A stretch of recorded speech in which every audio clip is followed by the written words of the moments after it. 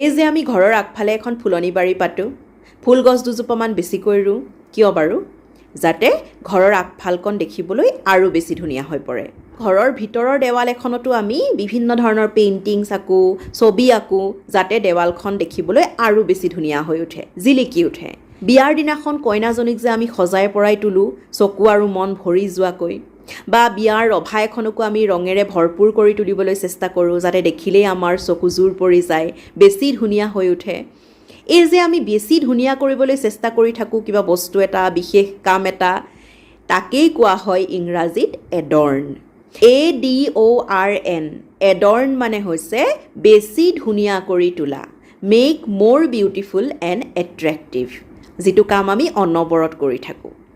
The wall is adorned with the beautiful paintings, যে দেৱালখনক সেই পেইণ্টিংছখিনিয়ে বা ছবিখিনিয়ে আৰু বেছি জিলিকাই তুলিছে। The beautiful flowers have adorned the entrance of the house, যে সন্মুখৰ ফুলখিনিয়ে ঘৰখনৰ আগফালখন আৰু বেছি ধুনীয়া কৰি তুলিছে। The bride's hair is adorned with beautiful flowers, যে কইনাজনীৰ চুলিখিনি সেই ধুনীয়া ফুলখিনিয়ে আৰু বেছি জিলিকাই তুলিছে। গতিকে আজিৰ পৰা আমিও আমাৰ আহি থকা প্ৰতিটো দিন যোগাত্মক দৃষ্টিভংগীৰে ধুনীয়া কৰি সজাই তুলিবলৈ চেষ্টা কৰোঁ আহক। Let's adorn our days with positivity. আজিলৈ আহিছোঁ, ধন্যবাদ।